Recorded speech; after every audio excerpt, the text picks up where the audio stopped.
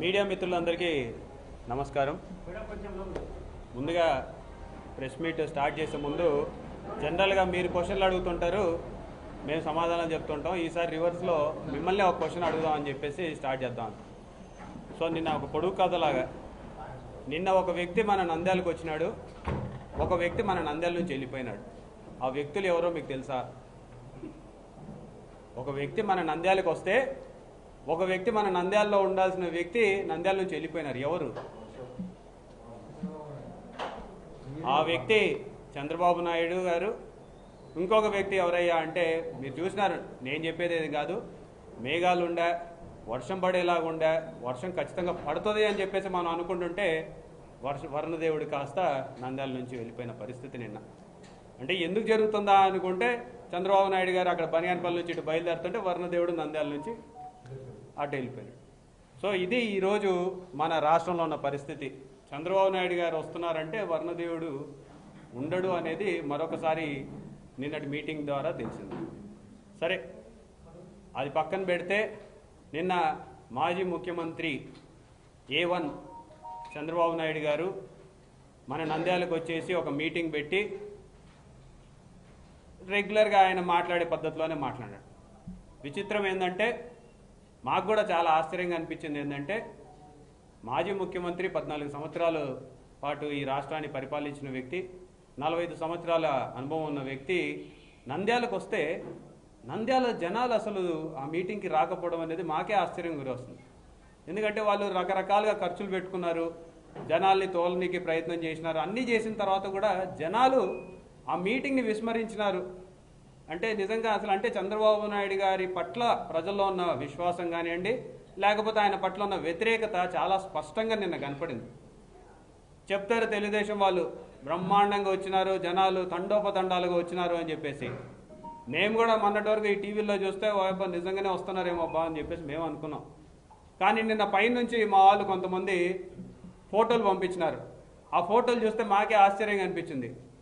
Raj theatre దగ్గర చంద్రబాబు నాయుడు గారి meeting start అవుతే 100 అడుగుల అవతల ఉన్న శోభా హోటల్ దగ్గర కూడా జనాలు లేరు.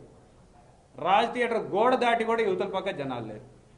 అంటే ఇంత దారుణంగా అంటే అంత పెద్ద వ్యక్తి మీటింగు ఇంత పలచనగా జరుగుతుందని చెప్పేసి మేమైతే మాకే అందుబాట్ల. అంటే దీన్ని బట్టి స్పష్టంగా అర్థమయ్యేది ఏంటంటే తెలుగుదేశం పార్టీ ప్రజల్లో విశ్వసనీయత కోల్పోయింది, విశ్వాసం కోల్పోయినారు. ప్రజలు తెలుగుదేశం మాటలు నమ్మడం లేదు. ఈరోజు నా మీద మీకు విశ్వాసం ఉందా తమ్ముళ్ళు చెయ్యెత్తండి అంటే వాళ్ళే చెయ్యెత్తని పరిస్థితి తెలుగుదేశంలో నెలకొనింది. అంటే ఇంత దారుణమైన పరిస్థితిలో తెలుగుదేశం వాళ్ళు ఉన్నారు.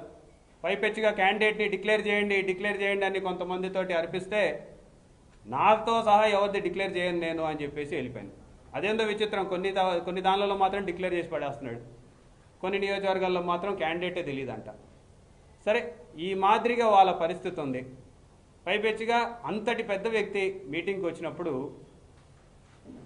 ఒక కొత్తగా వచ్చిన ఎమ్మెల్యే మీద ఆయన మాట్లాడతాడని అయితే అసలు ఊహించలా.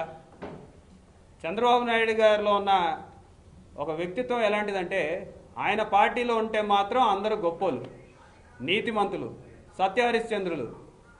ఆయన పార్టీలో లేకపోతే మాత్రం అందరూ పాపాలు చేసిన వాళ్ళు, దుర్మార్గులు, కబ్జాకోర్లు.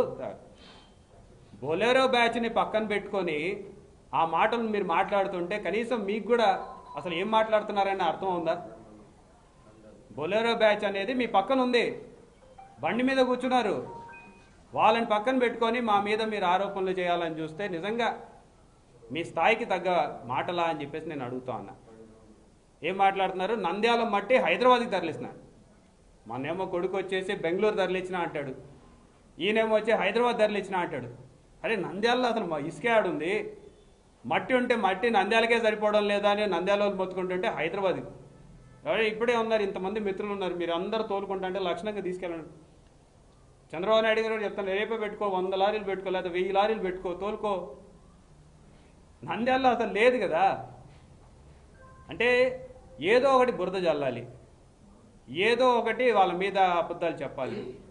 మీకు బాగా గుర్తుంటుంది, బై ఎలక్షన్కి ముందు ఆ రోజు మనం తెలుగుదేశం పార్టీలో ఉంటే అదే చంద్రబాబు నాయుడు గారు మా నాన్నని కొనియాడుతూ ఉండేవాడు.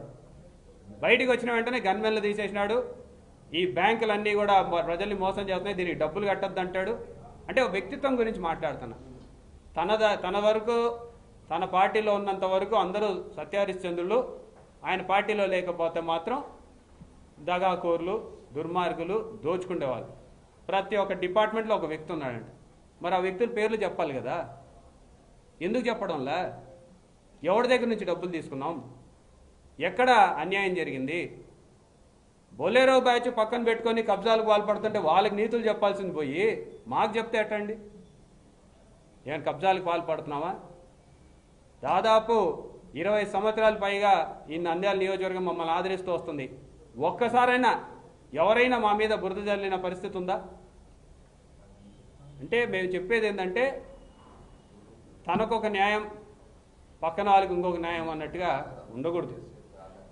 చూస్తున్నాం ఈరోజు కర్మ సిద్ధాంతం అని చెప్పేసి పెద్దలు అంటుంటారు.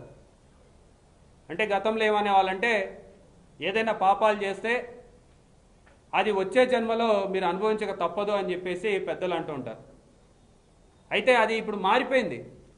పాపాలు చేస్తే ఈ జన్మలోనే ఇప్పుడే శిక్ష అనుభవించక తప్పదు అని చెప్పేసి ఈరోజు A1 చంద్రబాబు గారి విషయంలో మనకి స్పష్టంగా తెలుస్తుంది.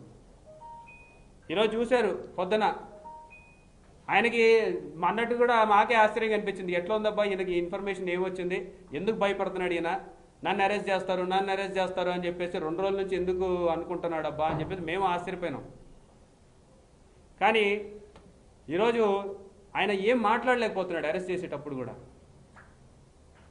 ఈరోజు చంద్రబాబు నాయుడు గారిని కక్షగట్టి ఎవరు చేయడంలా. కక్షగట్టి చేసింది ఎవరి మీద అయ్యా అంటే జగన్మోహన్ రెడ్డి గారి మీద. అప్పటిదాకా ఆయన కుటుంబాన్ని కొనియాడిన అదే పార్టీ నాయకులు జగన్మోహన్ రెడ్డి గారి మీద వివక్ష చూపించి ఆయన చెయ్యని పనులను కూడా 1,00,00,000 కోట్లు అని చెప్పేసి ప్రజల్లోకి రుద్ది ఇప్పటిదాకా ₹1 అన్న నిరూపించినారంటే ₹1 కూడా నిరూపించని పరిస్థితుల్లో జగన్మోహన్ రెడ్డి గారి కుటుంబాన్ని దూషిస్తూ, జగన్మోహన్ రెడ్డి గారిని దూషిస్తూ, ఈయనేదో సత్యహరిశ్చంద్రుడు మాదిరిగా, ఈయనేదో తప్పు చేయనివాడి మాదిరిగా, ఈయన అంతా నిప్పు మాదిరిగా మాట్లాడే ఈ వ్యక్తి, మేము అడుగుతా ఉన్నాం, సిబిఐ నీకు నోటీసులు ఇస్తే ఎందుకు దానికి సమాధానం చెప్పలేదు? ఎందుకు దాని మీద ప్రెస్ మీట్ పెట్టలేదు?